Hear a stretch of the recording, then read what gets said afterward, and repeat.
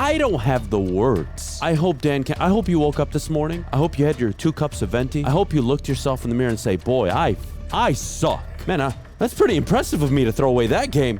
I did a hell of a job there. In the back of your mind, you know they're going to go for it, Jeff. Jeff? They tried earlier in the game. They had a play action. It worked. He was wide open. Jamal Williams, it's 1 freaking yard. He was wide open. But what I saw was a Detroit Lions football team that deserved to win. You know, no, I'm not going to do my best to stay calm. I don't want to be calm. There's nothing to be calm about. You're up 14 in the first half. You're up 10 late in the fourth quarter. 24-14. I don't have the words for this crap. And I don't care that, we gave our predictions and we thought the Vikings were going to win. No. We thought the Vikings were going to win 28-24 or 32-28. I forget the score we called yesterday. I don't give a damn. I really don't. I hope you woke up this morning, Dan. I hope you had your 2 cups of venti. I hope you looked yourself in the mirror and say, boy, I suck. I really do. I hope you woke up, you had that Starbucks coffee that you love so much. I hope you watched back the game, and I hope you just, sat there and gave some deep thought into it. Like, damn, man, that's pretty impressive of me to throw away that game. I did a hell of a job there. 24-14. You're at midfield. You're on the Minnesota 30. And look, I don't mind it. 4th and 1. You're up 24-14. You're going to kill the game. I get it. No problem with it at all. You kick a field goal there, 47-yard field goal. What does that do for you? Doesn't do much. Right. It doesn't do much. Right. And this is where the game starts to fall apart. 3rd and 1, the deep shot, right? Then you punt. You had been aggressive the whole game. You suddenly are inconsistent. This is beyond certain. It's beyond a certain amount of decisions, Jeff. I watched a team that deserved to win a football game. I watched a Detroit Lions team control a football game for 4 quarters. I watched a cornerback and Jeff Okudah take out one of the league's best wide receivers for the entire game. I watched the offense move the ball up and down the field, even though they were hobbled and injured. Yes, the defensive front did not get any pressure. But what I saw was a Detroit Lions football team that deserved to win. And they didn't. Why? Self-inflicted wounds. Why? We talk about this all the time. Dan Campbell walked into his closet, pulled out the 12-gauge shotgun, and shot every single person in the foot, including himself. Yeah. And he did it again. And we're only 3 weeks into the season. You were the better football team yesterday. You, Detroit, you had the better football team. You controlled the football game. Your defense showed up for the most part, the entire game. Outside of when it mattered most, of course. Typical Aaron Glenn fashion. Your offense did what it needed to do. And if I would have told you going into the game, hey, a minute 15 left, the Minnesota Vikings only had 21 points. You would have shook my hand and taken a bet that the Lions would have won. Absolutely. They didn't. If I would have told you that their 2 leading receivers would be KJ Osborne and Adam Thielen, and they completely shut down Justin Jefferson, you would have been like, oh, really? Dalvin Cook left the game early due to injury. You're right. The Lions should have won that game, and I get it. The fact of the matter was DeAndre Swift being banged up, Jamal Williams still playing well, Amon-Ra St. Brown dealing with an ankle injury, Josh Reynolds stepped up. They played well, regardless of who went down. But the reality is, when it came down to it, my biggest problem I had with this game was the 3rd and 1 play to the sideline to Josh Reynolds. You have arguably, we like to say, a top 3, top 5 offensive line. Why wouldn't you put the game in those guys' hands? That's the question I have. Run the damn ball with Jamal Williams on 3rd and 1.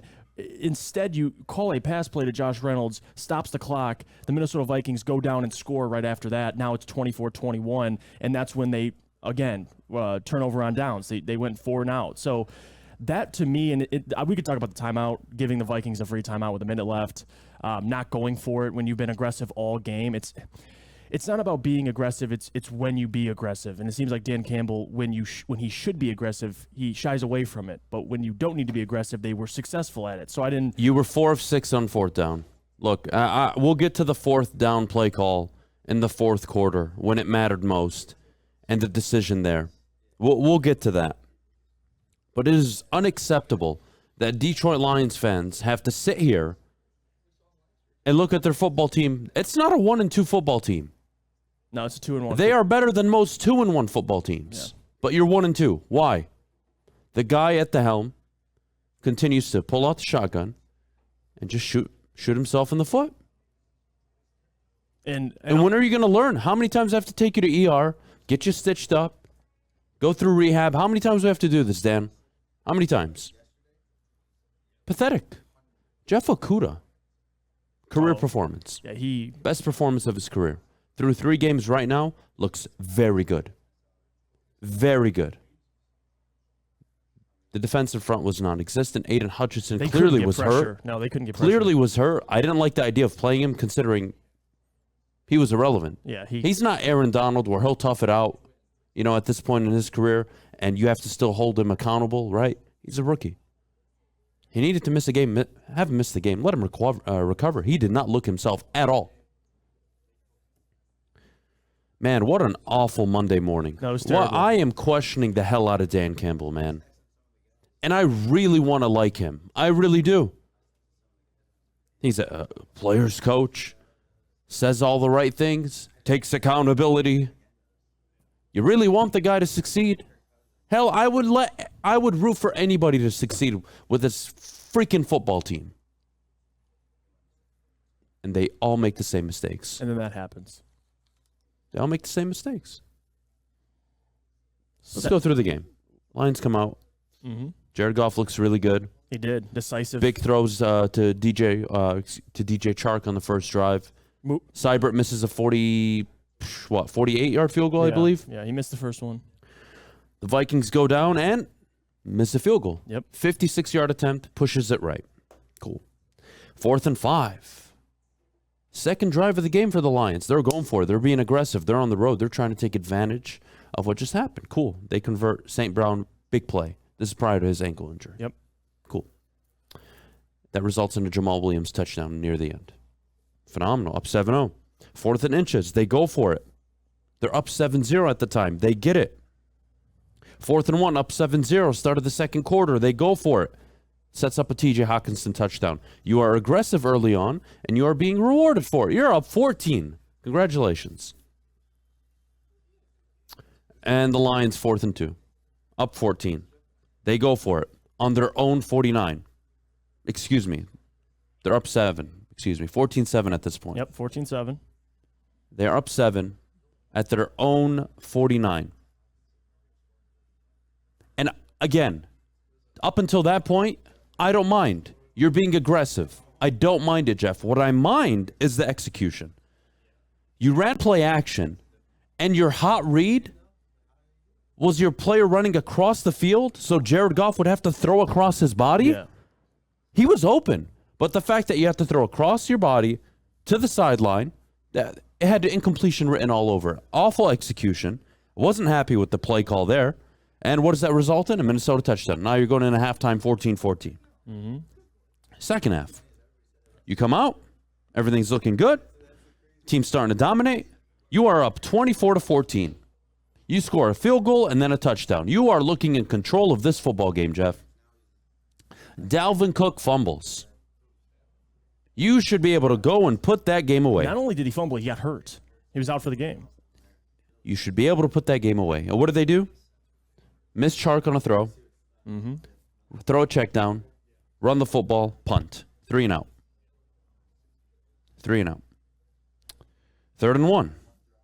Which notably you called out, the Josh Reynolds, where he stopped running. I didn't mind the play call. I did. I mean, that's a low percentage play call. You take it because in the back of your mind, you know they're going to go for it, Jeff.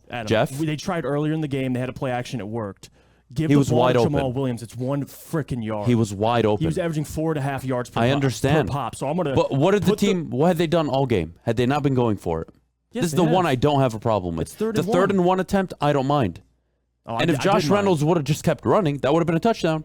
Having That's said a low that, percentage. That's a low percentage. Play. even if That's it's my low point. percentage, running it on 4th and 1, is that not a high percentage It was play for 3rd this and 1. offensive? I understand, but Run the ball. you wasted a deep shot, correct? It's still 4th and 1. And they punted. That's Didn't the even matter. problem. That's the problem. You want to be upset with the play call on 3rd down? You say, hey, 2 attempts to run for it and get it. Fine, I can get it. But at the end of the day, the play call worked. Reynolds was open. The ball was perfect. He stopped running. Whether because that's going to happen. God was talking to him and he just lost track of time. I don't know what was going on. Doesn't matter. I don't really have a problem with that.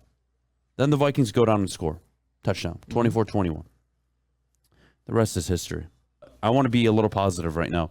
Jeff Okudah, my God, lined up on 32 of the 41 routes Justin Jefferson ran on Sunday, Jeff. 6 targets, 3 receptions, 14 yards. Jeff Okudah just took out the best wide receiver, arguably in the NFL. We talked about Darius Slay's performance. We were joking about that. There's no way Okudah could have done what Darius Slay did. Well, he didn't, but he actually did without the interceptions. Right. He shut him down. Jeff Okudah, I was not expecting that. 10 out of 10 performance. I hope it continues. His arguably the best game of his career, and that's what a corner looks like. A guy you're not seeing on the screen often. When he is, it's those underneath routes, 3, 4, 5 yards. It's not killing you. Jeff Okudah had his best career game, Jeff, and I got to say, you know who he reminded me of? What are you about to say? Jeff Okudah reminded me of Jalen Ramsey.